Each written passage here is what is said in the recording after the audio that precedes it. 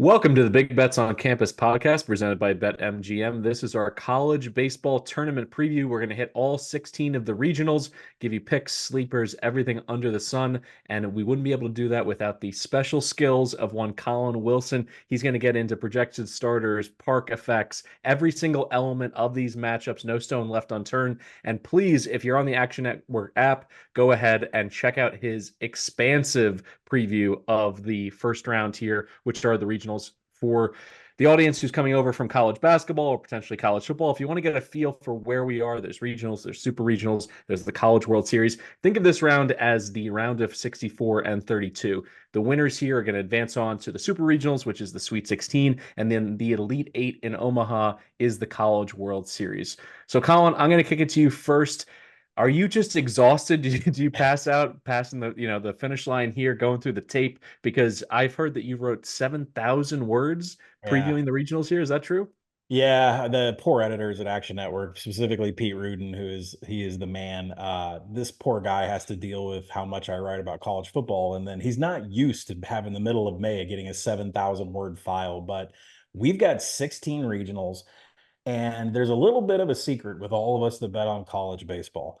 Regional weekend is the most profitable weekend that there ever is in college baseball. It's not the Supers and it's not Omaha. It's this weekend. And I talk about how there's little angles that you can play blindly. Let's say you don't know anything about these teams and you don't know anything about their pitchers. There are trends that I've been tracking back to 2017. I've actually tracked them for 20 years, but I'll cut it to 2017 because it really shows the point. If you want the most profitable angle, wait until day two. And then you need to look for when 1 and 2 seeds fall into the loser's bracket. So since 2017, and this will all be on Action Network in my article, 2s versus 4 seeds, 35 and 5. 1 versus 4 seeds in the loser bracket, 12 and 1.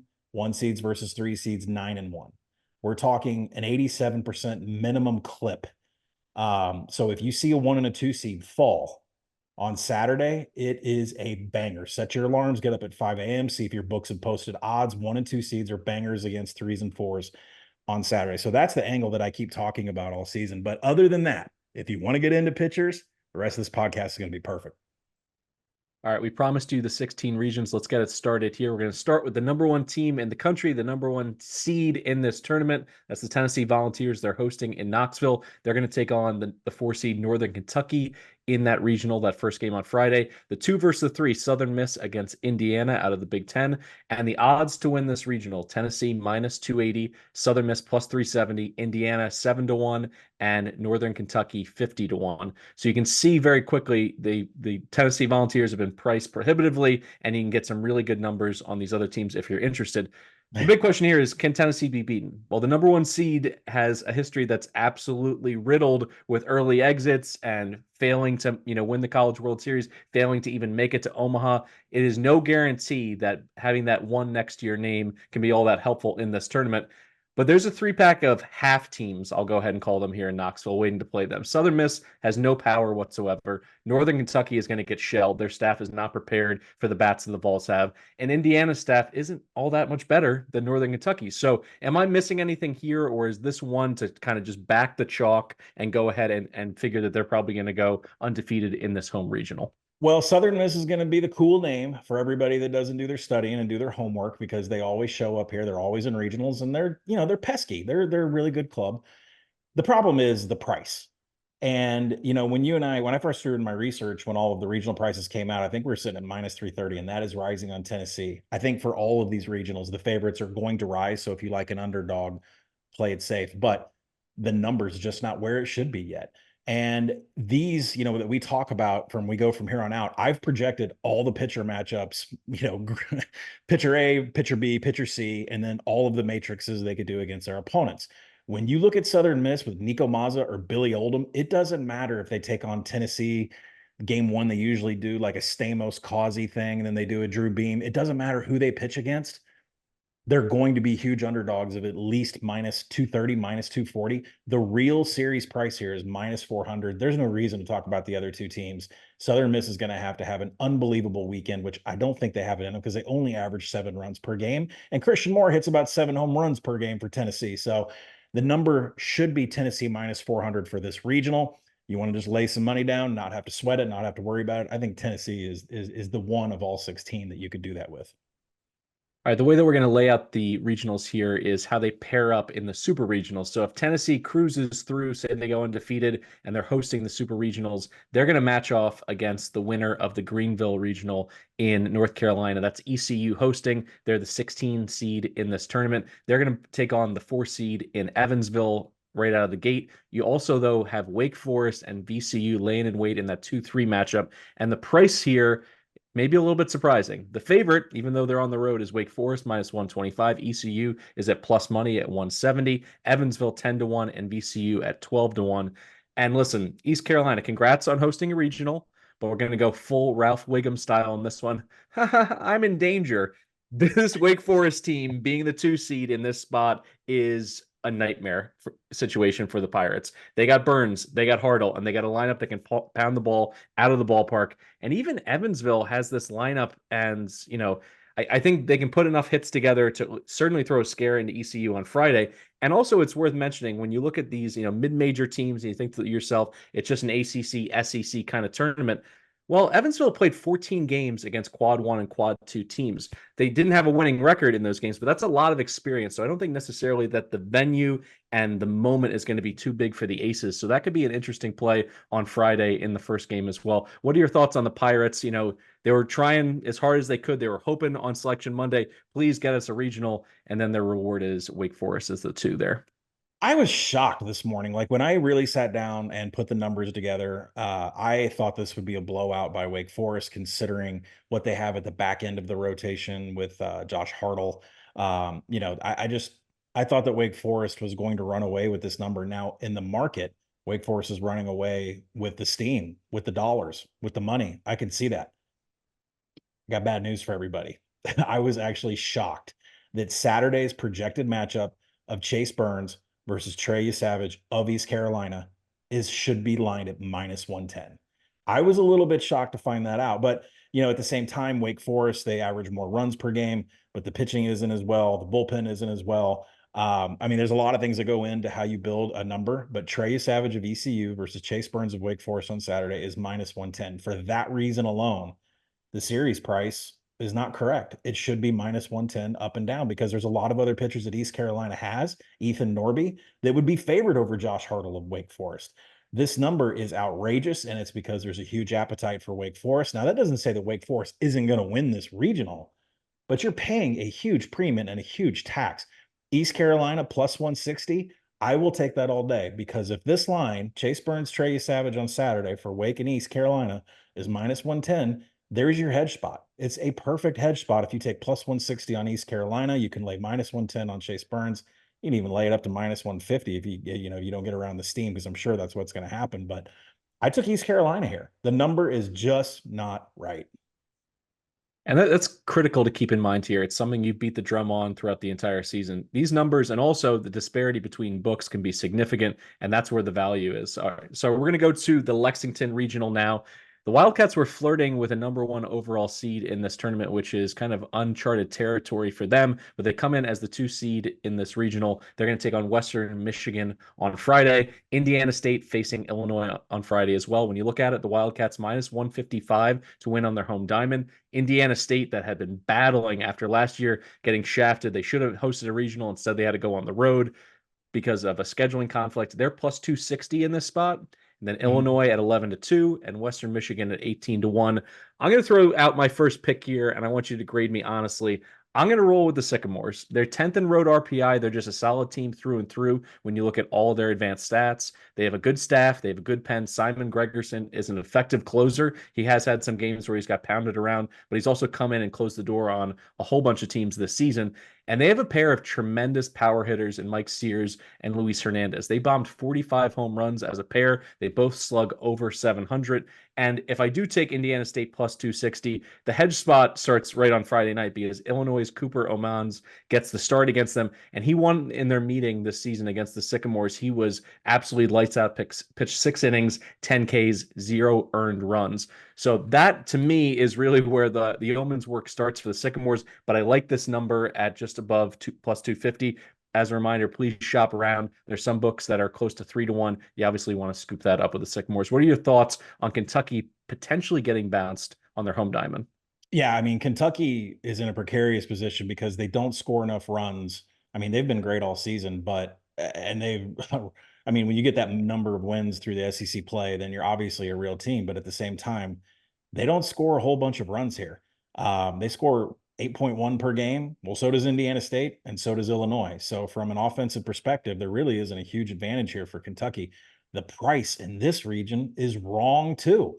The number should be minus 130 on Kentucky, and the true series price for Indiana State should be plus 140. So for that reason, Indiana State plus 275 when I wrote it up. There's a lot of books. I think numbers are starting to move pretty heavy, but the line that I would stop buying Indiana State is plus 140. Indiana State is expected to be a minus 140 favorite over Illinois on the first day, and then potentially plus 100, plus 110 against Kentucky, against Mason Moore, or maybe Trey Poozer. They hold him back for day 2. But it should not be this big of a gap between these teams and these regional prices. So use that as your ruler. Plus 140 on the Sycamores. I think Indiana State comes to play. And frankly, there's a lot here, Calabrese, between Kentucky and Indiana State where the numbers are just almost the same. I'm looking at bullpen ERA. I'm looking at bullpen FIP, bullpen XFIP, runs per game. There's not a lot of difference between Indiana State and Kentucky. Just so happens that one of them played in the SEC and beat some of the best teams in the nation. So we'll see what the Sycamores can do, but the price is outrageous. I would buy it all the way down to plus 140. Just some questions about your process for, the audience that may be tuning in earnest for the first time this entire season. How do you, kind of separate out the fool's gold of the stats? Because you look at a team like Kentucky who struggled a little bit offensively and certainly didn't play the kind of explosive offense and, being able to hang crooked numbers. But this is a sport where you can score 15 runs in one game and no one really bats an eyelash. And all of a sudden your average, your slugging, your on base, your runs per game, everything goes through the roof. So how do you separate that out? Do you look at it purely as, what they were able to accomplish in the rugged SEC, having so many impressive series wins, or do you look at their whole body of work? Well, actually, I do that by conference. So when I actually go and plug in the projected pitchers, I have a factor that I will put in that is a conference boost. Now, I only do this when I get into the postseason because, a team from the SEC playing a team from the Missouri Valley, they're not really on an even playing field. So there's always a factor that will go into that will boost the SEC and ACC up by, I don't know, 40 to 60 cents. So that's always in play there. It's just because of the strength of schedule. I mean, Kentucky's taken losses that they would have never taken in conference play in the Missouri Valley. So that is one way to do it. But other than that, I mean, if people that know how to build a baseball line, you're using calculated base runs a lot. You mentioned if a team scores 15, base runs is not runs per game. It's not that you scored 15. You could have done that with 18 singles, right? You could have done that with 15 solo shots. So base runs is such a huge component. It doesn't matter if it's MLB or college baseball. If you know your base runs, then you know your actual runs per game for a team. So those are a couple of the elements that go into it. There's not a lot of difference, like I said, between Indiana State and Kentucky. The difference is the Wildcats played in the SEC. So waiting to meet the winner of the Lexington Regional is the winner out of Corvallis on the West Coast. Oregon State carrying the flag here for the Pac-12, their last hurrah. They are the one here. They're taking on Tulane on Friday. And the 2 versus 3 is an interesting matchup. UC Irvine, the Anteaters, taking on Nichols. When you look at the pricing to win this regional, Oregon State just about at even money, minus 115, UCI at plus 190, Tulane at 11-2, and Nichols at 16-1. This is another one where we're going to take a shot on the second favorite out of this pod. UC Irvine, in my opinion, is built for the road and grinding out wins. They're 4th in road RPI, they're 2nd in on-base percentage, 30th in team ERA, and they hit 316 as a team, which is 10th in the country and 4th in this field of 64. And when you look down the road at a potential matchup against Komatz, he hasn't had a great May. And to me, Oregon State was kind of built around him being an all-American level pitcher. He got run off by Wazoo about 3 weeks ago, didn't make it out of the 3rd inning against UCLA, gave up 6 runs in that spot. So I think the Beavs are absolutely beatable in this spot. And UC Irvine was a team that I circled because they have so much veteran experience. They have a pitching staff that I don't think is going to get rattled. And at least in this pod, there's not a lineup that strikes fear into me vis-a-vis what UCI brings from a staff perspective. So I'm going to go with the Anteaters at close to 2-1. I love it. I have UC Irvine as the play at 2-1 here, but you know, UC Irvine is in a similar boat to Arkansas. And I will say this: when are you going to pitch your ace? When is Nick Pinto going to pitch for UC Irvine? Are you going to pitch him in game one, or are you going to wait to pitch him potentially against Oregon State? Whether it's Jacob K. Matz or Aiden May, we don't know if these managers, they have a history. You can go back and look, but are you going to hold your ace on Friday for Saturday? Are you going to, some pitchers don't like that. They like to go on their rotation night. They get out of sync. They don't like it. But when you look at UC Irvine, I mean, Nick Pinto is the difference maker here. If he was up against Jacob K. Matz on day two, he would be a minus 125 favorite. If he's up against Aiden May, it's more of about a minus 120 in favor of the Oregon State, but it's not this huge gap that's in this betting market right now. So again, this is a thing where Oregon State should be minus 110 on their own home turf. UC Irvine should be minus 110 also. Nichols, like I did a little studying on Nichols. They have one victory in quad one, quad two games. That's it. They did beat Southern Miss back in February. I mean, I can't go down the path. We will get down some 3 and 4 seeds, but I can't do it here with Nichols. One win in the quad one, quad two range. So I kind of threw them out. Really, it's about where Nick Pinto is. So you have two choices here. Take UC Irvine 2-1, or don't make any regional bet whatsoever and wait to find out if Pinto's throwing Friday or Saturday, but you're backing Nick Pinto for UC Irvine here. And Pinto's a great play as well because of, the COVID, the extra eligibility years, all of these things have happened in college basketball and college football where you have an incredible amount of starts. He is someone who's done it on the diamond. I think he's, now flirting with north of 60 starts in his career. That's somebody who wants the ball in his hand in a pivotal moment for UC Irvine. All right, let's go on to the College Station Regional, looking at Texas A&M hosting there. They're going to grab Grambling on Friday night, which should be a breeze for them. But after that, it gets a little bit tricky. Louisiana out of the Sun Belt is going to play Texas in the 2-3 matchup. And we'll get through it quickly here. A&M minus 150, the favorite to win here. Texas at close to 3-1, plus 275, plus 280. Louisiana plus 370, and then Grambling. I mean, that's just a lottery ticket. They're at plus 10,000. The stats, they love the Aggies. You look at them, they got power bats up and down the lineup. They're 7th in the array, 4th in whip. Played a ton of quad 1 and 2 games, as most of the SEC teams had, and went 22-13 in those games. That just shows their sustained level of excellence against really good teams, many of them in this field. We talked about it earlier on the YouTube show that the SEC sent a record 11 teams to this tournament. They were there facing them week in and week out. So that certainly made them a little bit sharper coming into this tournament. But talk to me about Louisiana, because when I look at their numbers, they at least piqued my interest a little bit. And we talked about the potential for upsets coming into this tournament. They're 5th in road RPI. They beat Southern Miss in their season series. They also beat Tulane in a Southern series. And Kyle DeBarge at short and Trey LaFleur at first. These guys are not household names, but they are incredible hitters. I mean, I guess my only pushback here is it all moot in terms of their lineup if their bullpen has been as rocky as they have been in the last month, or do they have what it takes to potentially throw a scare into the Aggies? That's the huge problem here with Louisiana and Texas. They each average 6.8 and 7.2 runs per game. It's just not going to get it done. Plus Louisiana, who was fantastic on the road this season, 14-5. So they really could leave Lafayette and give a lot of people some problems. Their best pitcher is LP Langevin, their closer. Now, he's not really a closer. They'll bring him in the 6th. He started 3 games. Where they are in a jam, they'll bring him in. He's one of the best closers in all of the regionals. I just don't think there's enough offense for Louisiana and Texas to hang with this Texas A&M team. Oh, plus there's a problem, and his name is Ryan Prager. Ryan Prager, the ace for Texas A&M, projects minus 330 at a minimum against any other pitcher in this region. Once you get past that, that's where I thought Louisiana and Texas could potentially give Texas A&M a lot of problems. But when I started plugging in Justin Lamkin and some of these other Texas A&M names, minus 190 to minus 250 favorites over every single pitching combination. So once you get past that and you come up with a true series price, it was so much higher than I could have believed. It was Texas A&M minus 300. I'm a buyer of minus 150. I'm a buyer of the minus 180s that are out there. I'm a buyer of Texas A&M all the way. I mean, you look at a brand name like Texas, and you see that Louisiana won the Sun Belt, and the Sun Belt is a strong league, but they just do not have the offense. I think Texas A&M got away with one. No one's coming to Bluebell Park with a huge lineup of sticks that can give them problems. All right, we go from one that, by the way, you convinced me. I'm going to be on A&M as well. I just want to kick the tires on Louisiana.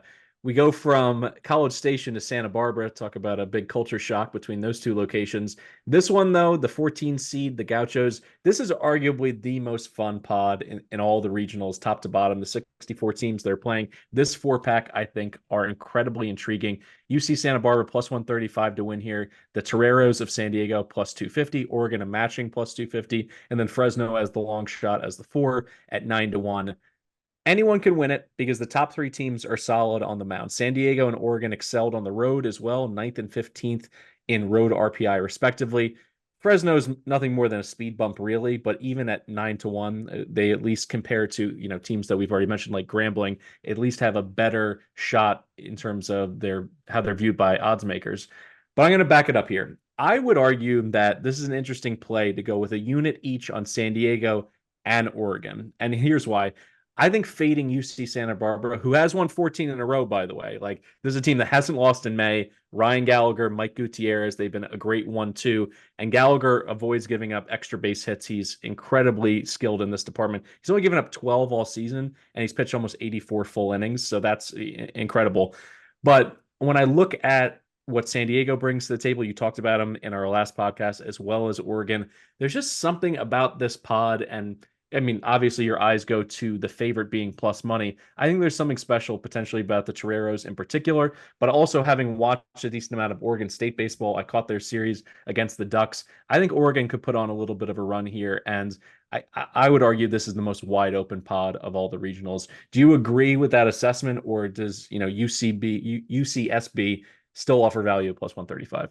I think Tucson is more open than anything out there. But you're right. This one does have competitors. This one isn't a slam dunk whatsoever. You mentioned Ryan Gallagher pitching for UC Santa Barbara. He has been one of the best pitchers in the game. We've mentioned him before. I think what people don't realize is that Matt Ager was their original ace anchor of the staff, and he got moved to the bullpen after a few weeks in the season. So you get a game where Gallagher starts and Ager finishes. Like, it has not been easy for teams at all to face the Gauchos. Now, when you look at this, Gallagher is going to be favored by minus 330 or better against everybody. Now there are, I did do some cross, against RJ Gordon of Oregon. I looked at Josh Randall of San Diego. Gallagher is still a pretty heavy favorite in there. But then when you go to the second option of the Gauchos, Mike Gutierrez, he actually presents as a favorite over all the Toreros and all of the Ducks options as well. I love San Diego. I want San Diego. I have a future on San Diego, 190 to 1. But at the same time, from a pricing perspective, this is still super low. UC Santa Barbara minus 115 was the pick for me, but I would not take this at minus 125. I'm not sure if I'd take it at minus 120. And still, you're going to take a UC Santa Barbara ticket. You've got work to do when the pitcher is not named Ryan Gallagher. So bet against UC Santa Barbara at your own risk. But you're going to have to pay attention late at night when this thing is going on the West Coast and cover up in games where the Gauchos are not throwing Gallagher. All right, we go to Chapel Hill, North Carolina for the 4th seed in the regional, and that are the Tar Heels. They're taking on Long Island. They get a breather here right out of the gate on Friday night. But that's about as good as the good news gets because they got a surging defending national championship team in LSU coming in, and Wofford as the 3. UNC priced at minus 110, LSU at plus 110. So essentially co-favorites there. Wofford at 9 to 1, and LIU getting the Grambling treatment 10,000 to 1. My thoughts on this are pretty simple. Poor UNC. You go ahead and win the ACC regular season. You're top 25 in nearly every meaningful metric with a great staff. And for your efforts, you draw LSU that's going full Undertaker meme, sitting up out of the coffin. All of a sudden, LSU, what they did in the SEC tournament, they dog walk Georgia 9 to 1. They run Kentucky out of Hoover with an 11-0 shutout. They outlast South Carolina in back-to-back games, 11-10 and 12-11 in extras. And they nearly upset Tennessee to win the tournament championship. They lose 4-3 there in the SEC title game. It's not just Tommy White and Jared Jones either. This lineup really woke up. It's great to have those two superstars, and they're guys that can do it with average. They can do it with power. But the fact of the matter is they have to come together as an entire team to make this, run back to Omaha. It looks like they have that fight. How much danger is North Carolina in this spot on their home diamond? They're in danger. And that is saying something considering the amount of respect that I have for North Carolina to be able to run through the ACC and not even need the last weekend to win the regular season title. I mean, this team is for real. And you did it with freshman pitchers. I mean, it is a hell of a job that the Diamond Heels have had this year. The problem is LSU is absolutely hitting peak right now. And I think the thing that really got me during the SEC tournament is the amount of Omaha experience they still have on the staff, right? I mean, I know Tommy White is there, but when you go into Thatcher Hurd, Coleman, Christian Little, Nate Ackenhausen, I mean, you're looking at guys that were under the lights in Omaha sealing a national championship game. And I know that I did not say Gage Jump and Luke Coleman are their two front starters and deserve to be. LSU is firing on all cylinders right now. So I figured this would be the team that probably takes more money than anybody leading up to regionals. We'll see how that market works out and where is the resistance and what should the price be. I was uber interested when I started doing the numbers. What should the actual price be? When you look at North Carolina starters from Shea Sprague and Jason DeCaro, who are going to be game 1 and game 2 pitchers, if you put them up against Gage Jump and Luke Holman of LSU, no matter what combination you put in, it's never more than minus 120 anywhere, minus 105 to minus 120. So that tells me that this is another one of those regions where it is uber tight. The number is very important here. You see LSU at plus money, which I saw out in the market, plus 105, plus 110. That's a play. You see North Carolina fall down to plus 105 or plus 110 by the end of the week. That is also a play. So I think really what you need to do is, if you want to get cute, I'd play LSU plus money right now as we're recording this, or maybe on Wednesday morning. And then I would turn around Friday afternoon and probably take North Carolina because I think LSU is going to take a ton of cash here. But this is a really tough spot for North Carolina, but it's a coin flip. It is 100% a coin flip. I don't know if I wrote up LSU because it's plus money, but at the same time, this is a really tough one to pick. Whether it's the Tar Heels or the Bayou Bengals coming out of that regional, who are they going to get in the super regional? We teased it. The Tucson regional is wide open. And when you look at the way that they're being priced, it's also being priced that way. Arizona is the 1 seed. Then you have the 4 seed in Grand Canyon playing Friday night, Dallas Baptist, the 2 against the 3 seed in West Virginia. U of A plus 175, Dallas Baptist also plus 175, West Virginia plus 330, and Grand Canyon at plus 650. I'm all about the Patriots here. I put down my stake. This is the team. This is my favorite play at plus money in the regionals. They make it really hard to score. They're 11th in whip, 8th in staff ERA, and 2nd in fielding percentage. So when you think about getting out of jams with double plays, making sure that you don't have any errors or giving extra opportunities to the teams you're playing here, you have to earn it against DBU. And they have big bats in this lineup. Like catcher Grant J is somebody who can smash the ball all over. He's got power to, basically everywhere in the park. And in total, they have 4 hitters in this lineup slugging over 600. But at the end of the day, I'm hitching my wagon to Ryan Johnson. Huge frame. He's 6'6". He's got a unique delivery. He's someone that I really encourage, if you get a chance to watch him on Friday or Saturday, get to the television, because he's someone that you just look at him and he looks different. His movement on his slider is incredibly nasty. It's helped him hit double-digit Ks with ease time and time again. And the other element, before they even went to this pitch clock in Major League Baseball, there's just some pitchers that work really fast, and it makes it difficult for batters to dig in and to really get, on the same page or to be able to guess where these next pitches are coming from. He works so quickly. He gets into a rhythm, he gets into a lather, and then he adds in this cutter that jams hitters. He makes everybody uncomfortable. And for that reason, I think the Pats are going to win this one and take on UNC or LSU in the super regionals. What are your thoughts on, you could probably make a solid argument for West Virginia plus 330 as well, because I know we are not racing to the window to take the Wildcats. Well, I'm not racing to the window to take West Virginia, so let's go ahead and knock them out. They lost one of their best options out of the bullpen and David Hageman in the middle of the season, and they just have not been the same since they had that hot streak in the Big 12. I don't think they're going to be able to hang here. They also average 6.7 runs per game, just not going to be able to get it done. So, that's the one team I don't like. Now, let's get this out of the way here, because I promise everybody a Grand Canyon play is coming into the Action app, and I will be the first one to hit it in the market. When you take Grand Canyon's ace Grant Richardson and you put him up against Arizona's ace Jackson Kent in the first game, or maybe Arizona goes Clark Candiotti, we don't know. Grand Canyon should be a minimum minus 120 favorite as a 4 seed over a hosting 1 seed. I couldn't believe it when I saw the numbers myself, but Grand Canyon, not sure if we're going to come in money line, not sure if we're going to come in run line, but they should be favored over the regional host. That is crazy. But that tells you what, the 4 seed can do here. So I think Grand Canyon has as good of a shot as anybody. Now, Dallas Baptist, I agree with you. Ryan Johnson is the pitcher to back here. And, what you have to do is take James Ellwanger, their second pitcher, match him up against Clark Candiotti of Arizona, match him up against Jackson Kent of Arizona. And when you do that, you find out that Dallas Baptist is going to be a minus 130 to a minus 230 favorite over everybody else in this regional. The number is completely mispriced. Odds makers put it up because of the seeding. I don't think they got a pretty good idea where they got this number, and I think it was pretty lazy. Dallas Baptist, I would take down to plus 130-ish, plus 140-ish. When Calabrese and I first started looking at this after they made the announcements, Dallas Baptist was out there at about plus 280. That's been whacked, and it's going to keep getting whacked as you listen to this podcast. I would take it down to Dallas Baptist plus 130. Ryan Johnson is going to steamroll West Virginia. And then after that, Mike Gutierrez is going to be favored over Grand Canyon or Arizona. Who knows who he's going to face? So I like the Patriots this weekend.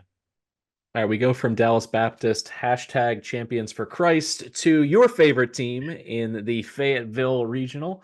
We have the Arkansas Razorbacks. They are number one down there, hosting SEMO as the 4 seed, and then the 2-3 matchup on Friday, La Tech against K-State. Arkansas, I was a little surprised to see this number at south of 2-1, minus 190.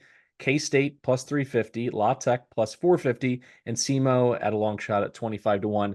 We know that the Hogs can shut teams down with their staff. That's been well established. The top of their rotation is as good as it gets in college baseball this year.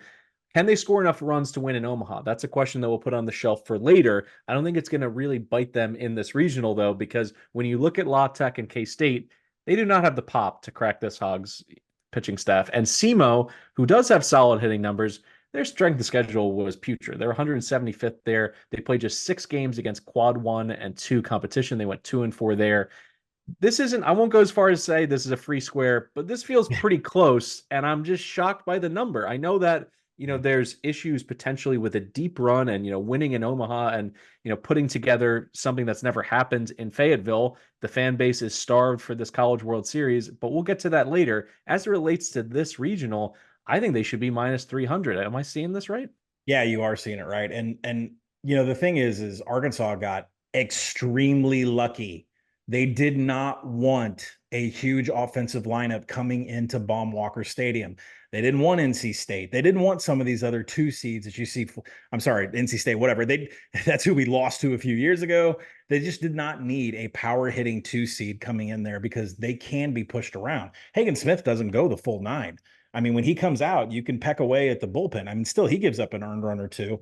It happens from time to time, but Louisiana Tech, Kansas State, they do not have the offense for this. Their numbers are, not where they should be. 177th in slugging for Kansas State. La Tech hanging around 100 when it comes to OBP and OPS. So, really tough numbers offensively. And that matches what Arkansas does, which is great fielding and great pitching. So Hagen Smith is going to be a monster favorite, minus 590, probably higher than that. It's going to steam in the market. That is a great opportunity to take a SEMO run line, guys. I'm telling you, SEMO, Calabrese is right. SEMO is the one team in this whole entire region that can hit. Arkansas averages less than 7 runs per game. You see a 6.5 or a 5.5 run line out there on SEMO, you got to shed a little Chipotle money, it's a little KFC money, whatever it is you like to eat. Put some money on that run line with SEMO because Arkansas just doesn't score a lot of runs. Plus, they're going to hold back for Saturday too. But you're right. The number should be way higher than minus 190. I would say minus 250 is about the highest that I would go here. Razorbacks got really lucky with this draw because nobody has the sticks to challenge them. All right, if they make it to the Super Regional, who are they going to take on? We look to the Charlottesville Regional for that answer. The 12 seed there, Virginia hosting Penn in the 1-4 matchup, and Mississippi State against St. John's in the 2-3. UVA minus 120 to win this thing. Mississippi State at plus money at plus 130. And then you got the 2 city schools, St. John's. Thanks for coming down, 13-1. Penn 25-1. So I'm going to cast them aside immediately. Just a conversation. Do I want Virginia at a very reasonable price for the host, or do I want a Mississippi State team that has shown flashes and certainly had to cut their teeth in the most challenging conference in baseball? Give me the Bulldogs. The Bulldogs, like I said, I've laid out this formula before. I like it. I like teams that make you earn it. They don't give away, flubs in the infield and then, being able to put on these, long innings, these marathon innings where you got to bring in lots of different pitchers and burn up your staff. They're 4th in fielding. They're 8th in whip. So they're not giving out free bases anywhere. They're 12th in team ERA. And additionally, even when it doesn't go into, into the field of play, they're 14th in Ks per nine. So this staff in general, I think, is phenomenal. You look at their top of the rotation, it's really a 1A and 1B situation. You got Steven and you got Sanjay. They're strikeout machines. So I like the Bulldogs here. I'm a little bit surprised to be able to grab an SEC 2 in this entire, regional section of the postseason to be able to get them at plus money. I'm just going to run to the window and grab it before. I think it's going to close probably closer to even money by the time we get to Friday. Is that the official how to pronounce his name for BBOC, Sanjay? Or is that I've been worried. It's hard. It's two J's in a name, and I think there's more J's than there are vowels. I'm not even sure that's possible. Yeah, there was just a whole bunch of letters that were trying to trip me up, and I just went right to the phonetic guide on that one because he deserves to have his name pronounced correctly because this Yeah. kid is absolutely electric on the bump. Ambidextrous, throws left arm and right arm. It's pretty good. So we're talking about Durangelo, Sanjay. There it is.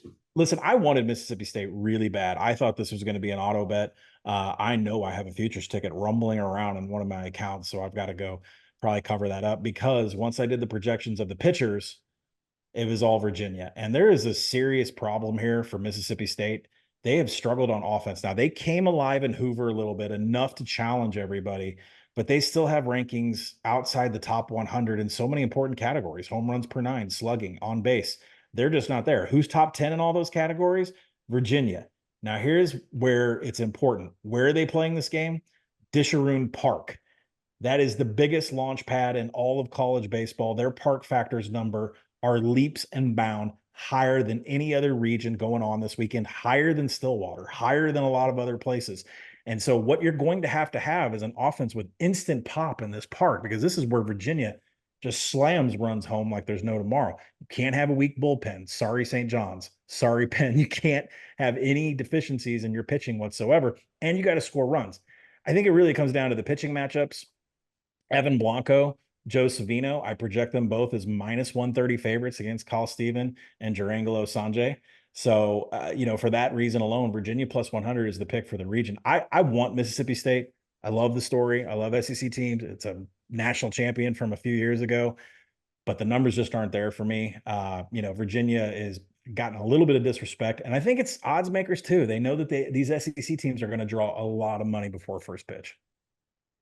All right, turning to the Clemson Regional, the Tigers hosting High Point in the 1-4 matchup, and then the Vandy Boys against Coastal Carolina in that 2-3 matchup.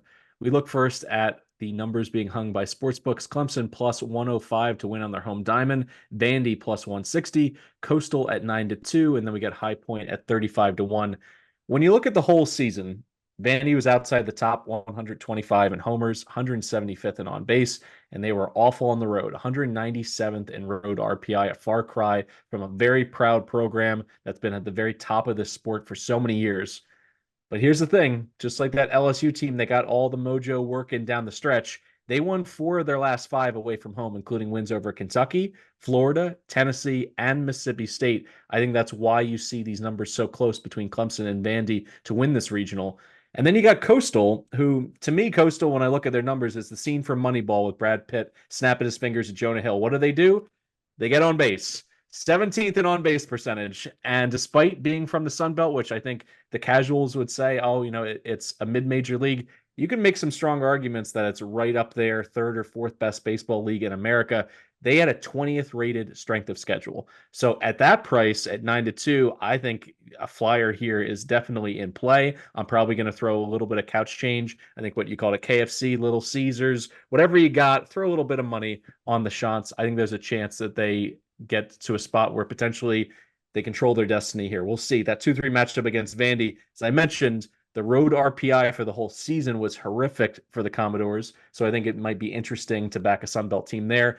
And also, at the very top of this region, the team that's hosting, I'm fading Clemson because I think they're really dependent on Aiden Knack pitching very well. And as a young pitcher, he can be boom or bust. Against quality teams like Florida State and Wake, he gave up 6 earned runs in each outing, and that's all recent work. So I don't know. I think Clemson is another one of those teams, a paper tiger perhaps out of the ACC. I could see a 2 or a 3 seed steal in this one. Uh, so first off, I'm going to toss Coastal Carolina. So good luck with that. But I mean, head coach Okay.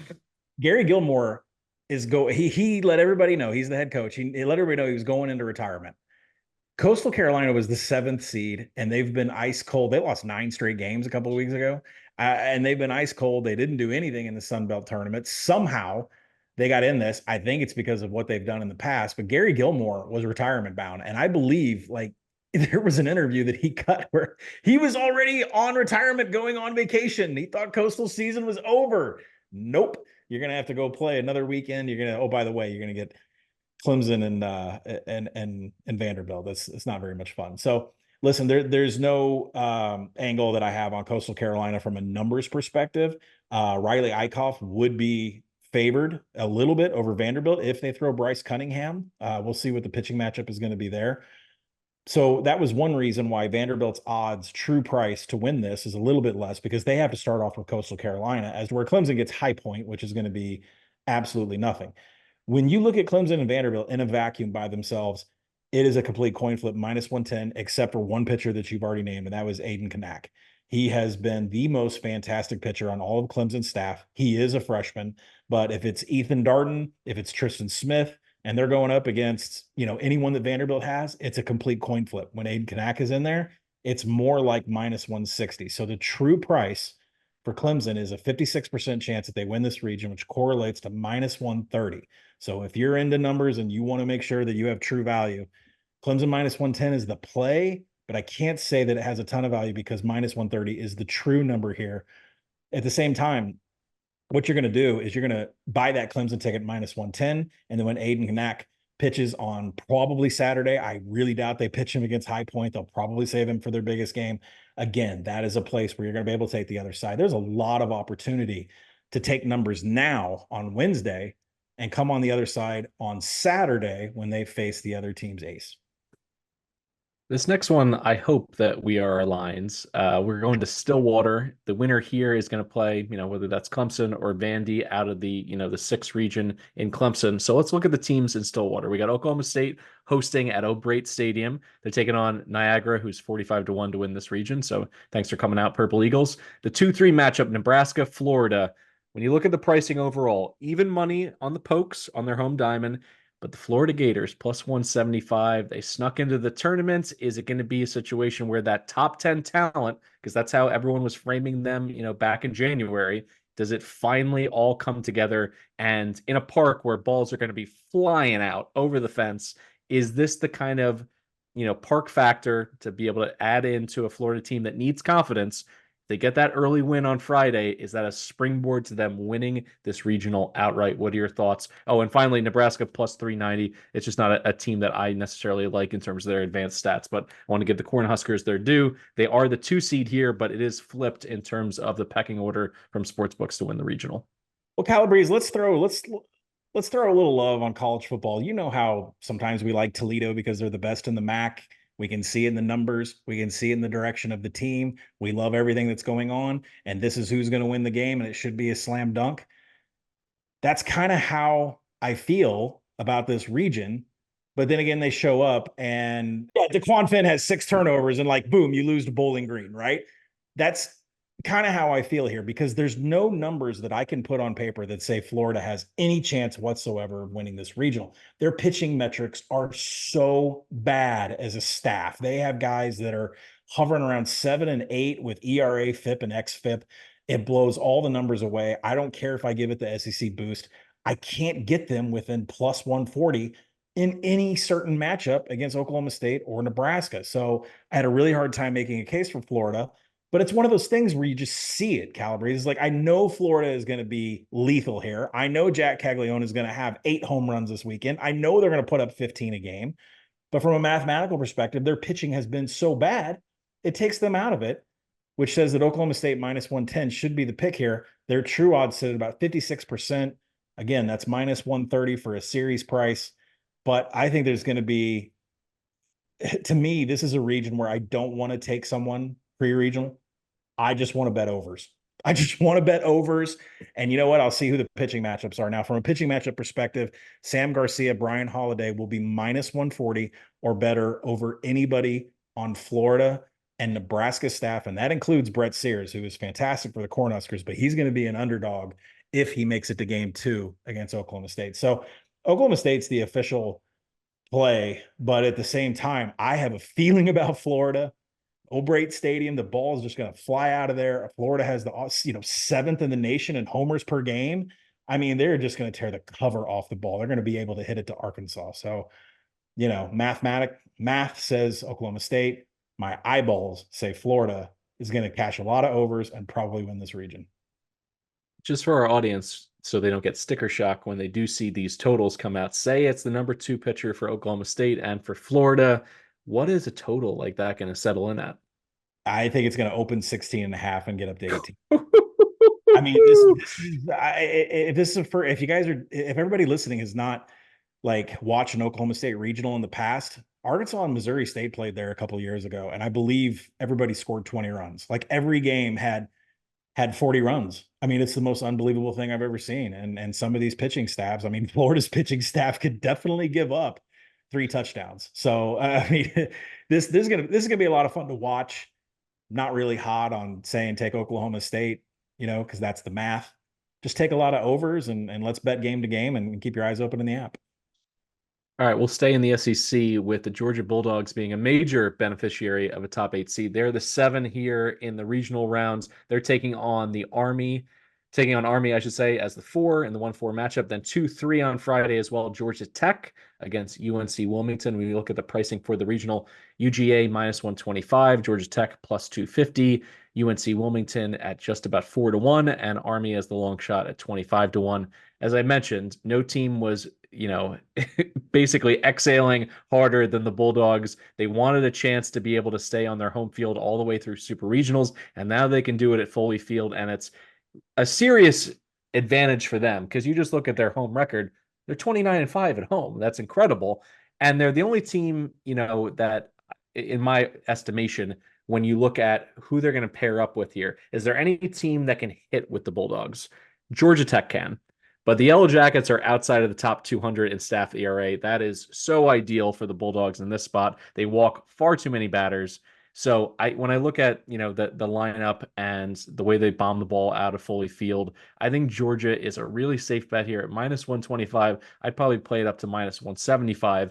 I will say I'll give the flowers to UNC Wilmington as the 3 seed in this pod.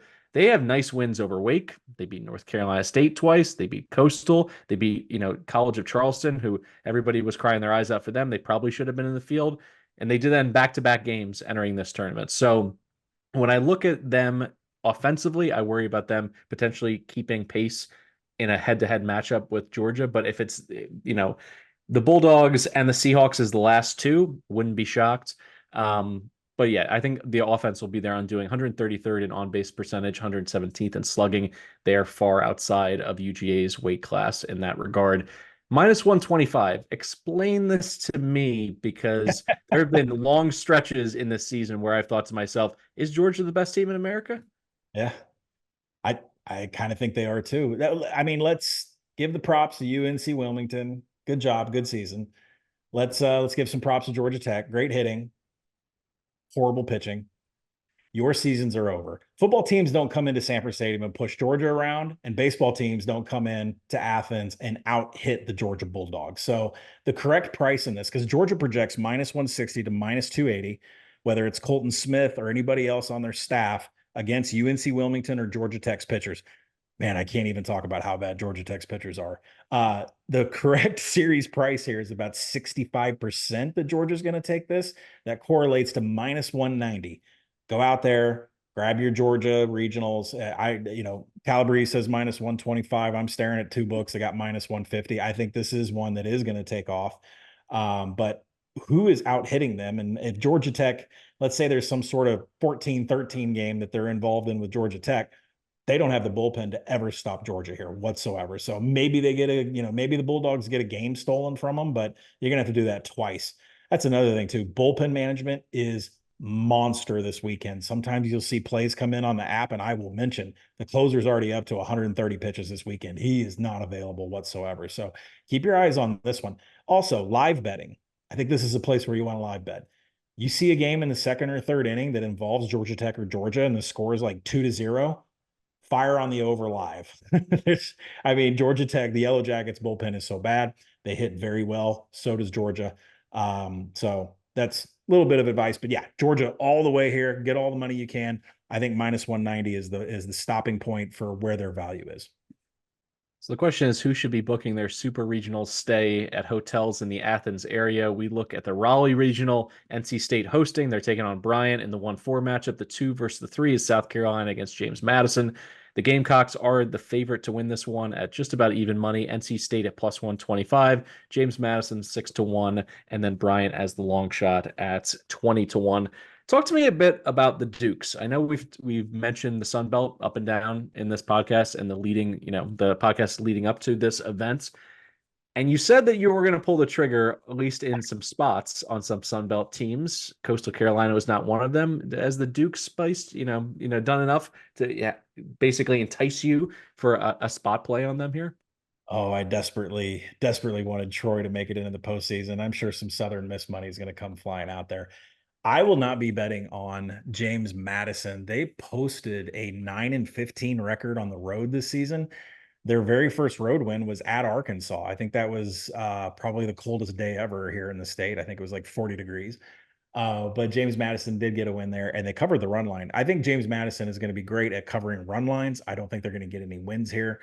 They were on the bubble forever. I don't know how they made it in. I still can't figure out how College of Charleston got kicked out, and James Madison and Coastal are in. I even think Troy's better than James Madison and Coastal, but I digress. So James Madison, to me, they just, their road record has been so poor. I'm not sure they're going to be able to hang here. When you look at the other two teams, South Carolina is the play. I saw enough hunger and fire and pissed off Gamecocks in the SEC tournament run that they had, where this is a team, they lost by 1 to Tennessee and Vanderbilt in the SEC tournament. Well, we're thinking Tennessee can win the national title. We're thinking Vanderbilt can make a run to Omaha easily. Well, why isn't South Carolina in that conversation? They are. When you go to the pitching matchups and you want to get down to the numbers, doesn't matter if it's Eli Jones, Roman Kimball, or Dylan Eskew, all of those Gamecock pitchers should be minus 135 or higher in a head-to-head matchup against Sam Highfill, who is the ace stud day one starter for NC State. It gets worse for NC State after that with the other pitchers. So with South Carolina having so many advantages in the pitching department, the real series price here is 58%. That correlates to minus 140. I'll take South Carolina minus 110 in the market. And if there is steam behind this, it's justified. I would stop buying it at minus 140. In the Tallahassee region, we have Florida State hosting Stetson, Alabama against UCF in the 2-3 matchup. So nearly an all Sunshine State affair. FSU minus 110, Bama at close to 2-1, UCF at 11-2, and Stetson at 14-1. I think obviously the right team is favored here. I think Florida State on their home diamond is probably going to take this one. But I think there's some interesting opportunities to play a UCF team that ground out some wins down the stretch. Can they throw a scare into Florida State if they get by Alabama on Friday? That's the question. Because the Knights were a very strong road team all year long, 22nd in ERA, 10th in WHIP, top 40 in fielding percentage. And since April 30th, 7-2 on the road or neutral fields, including a win over Oklahoma State. I think I'm going to play them against Bama to get started. And then after that, maybe some run line action against Florida State if it gets a little too generous. What are your thoughts on my take on the Knights? Yeah, I mean, Alabama with Greg Ferrone in game one against UCF's Ben Vespi. Alabama should only be minus 120 favorites. I think UCF can get an upset against the Crimson Tide, and that leads into what I think is a pretty short Florida State price for the regional. Now, I don't like UCF overall in this regional because they average 6.2 runs per game. That's just, I mean, and then you might have to pitch, or I'm sorry, you might have to hit against Jamie Arnold of Florida State. It's just not going to work. So, there's other things with UCF. They lost series to Texas and Cincinnati right before the conference tournament. And like I said, they're just not scoring any runs. Now, when you look at Alabama, when you take all of their pitchers, and let's not put them up against Jamie Arnold, because what Jamie Arnold is for Florida State is an Omaha pitcher. He is a guy you can put him on his back. Florida State can ride all the way to the championship series on Jamie Arnold, but they have to have a second pitcher, and that's Carson Dorsey. When you pull up Carson Dorsey's numbers and you put him against everybody on Alabama's staff, whether it's Greg Ferrone, Z. Chris, or some other ones, Ben Hess, Carson Dorsey's at least a minus 160 favorite for Florida State. Series price should be 64%. That correlates to minus 190. I think this number in the market is way short. This is a Seminoles team all the way. Now, let me say this before we hop into the next regional. If you have money on Duke and OU, which I do a lot, you need to go find the Florida State 20-1 out there because I don't think this is going to be a challenge for them at home. And I think that they are a serious, I mean, they beat Duke, I believe, during the regular season series. Florida State can present a lot of problems for the teams that we've had love for on this podcast. So I'm saying there is probably a route for Florida State to get to Omaha, find the best price, whether you want to say to get to Omaha or to win the whole thing, which I saw 20-1 out there today. Florida State's going to cause some problems here for the next region that you and I are going to talk about. Speaking of that next region, in Norman, the Sooners hosting at home as the one, taking on Oral Roberts on Friday, and Duke and UConn in the 2-3 matchup. Duke actually the favorite here at even money, Oklahoma plus 145 to win the regional, UConn at 7-1, and Oral Roberts at 15-1. I've held it in for this entire podcast. It's time for me to fanboy a bit. Give me Santucci all day long. The Blue Devils are getting their mojo back. They're going to win this regional. And Santucci, I mean, all he needed to see was the articles that he had recovered from his non-throwing side rib injury, which is a fine point there from a medical perspective. He was also thrown in the bullpen during the ACC tournament. So there's a little bit of this in Major League Baseball too, where it's like, oh, he had a bullpen session or he did X, Y, and Z behind closed doors. The fact that we saw it in the ACC tournament, I think he's ready to mow down hitters once again. At midseason, he was a second-team All-American. He can shut down a lackluster collection of lineups in Norman. That's what he has. And much like Arkansas, where it's like, can they put it all together to win in the Super Regional and to, make some hay in Omaha? To be determined. But at least here in this region, in Norman, Oklahoma, I think they got as good, a grouping as they could as the two. And I think they're going to take advantage of it. And sportsbooks see it the same way, listing them as the favorite at even money. So the fact is, Santucci is going to be a massive favorite in the first game that he pitches. And I think Duke is going to play with their hair on fire after, we mentioned it. They let the ACC slip away so significantly that UNC coasted through the finish line. I think that stung. I think it's personal. I think you're going to see a really focused and motivated Duke team here in Oklahoma. Duke was pissed in the ACC tournament. I think they're coming to Norman equally as pissed because they're not hosting any games. I mean, there is a lot of fuel in the tank here for the Blue Devils to come in and play a little hot, which I think they're going to do. Now, Jonathan Santucci should get Garrett Coe of UConn in game one. He should be about minus 370 to start off. So look for that opening number on Duke because Jonathan Santucci is a play-on pitcher. He has been all season. But when you get past him and you want to see what Duke can do against Oklahoma, because I love the Sooners. I have a bet out there 9-1 for them to make Omaha. I think that's in trouble. It's in huge jeopardy, which is why I went and sprinkled a lot of Duke money out there today. When you look at all of the pitchers, past Santucci, Ryan Higgins, Andrew Healy, Kyle Johnson, they're all minus 130 to minus 170 over every Sooners pitcher. So that is, Braden Davis, it doesn't matter who you come up with for OU. Duke has a monster pitching advantage. That's just the starting pitchers.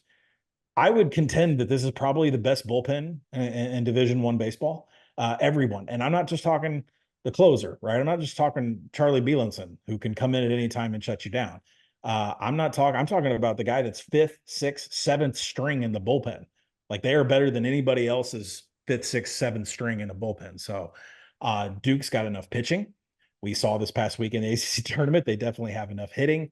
The real regional price should be 57%, correlates to minus 130, minus 135. I was a little bit shocked to see Duke ahead of Oklahoma when these numbers came out, but it's all justified in the math with these starting pitchers. So I would say Blue Devils is the play. You're going to stop buying at minus 130.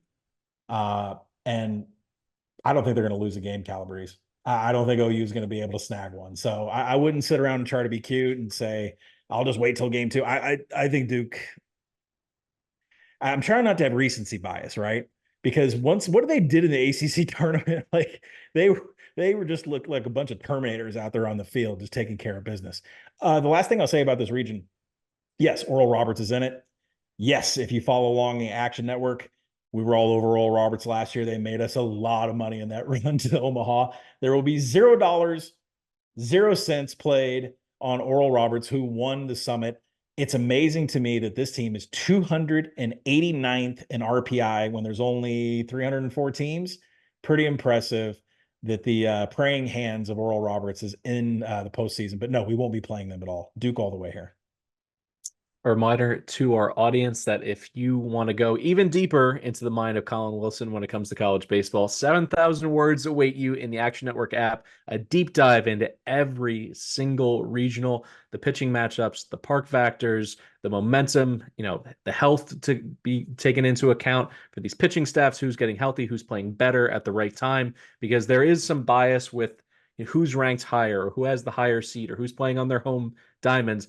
But what's interesting about college baseball is this is when some really wacky stuff can happen. We saw it last year with 7 of the 16 teams hosting on their home field, losing in the regionals. So I'm hoping that we see a little bit more chaos as well. And we're going to be here to walk you through the chaos, because next week we're going to be teeing up the super regionals, giving you the full breakdown, talking about futures as well to consider. At this point in the season, I hope that we've helped stock your portfolio. I know that I'm entering with about 5 in hand. Collin, I'm sure that you have a double, triple that number, but there's lots of different ways to protect yourself. So it's important to think beyond just those single game plays or to win the College World Series, because a lot has to go right, and your path can be just as important as your team itself.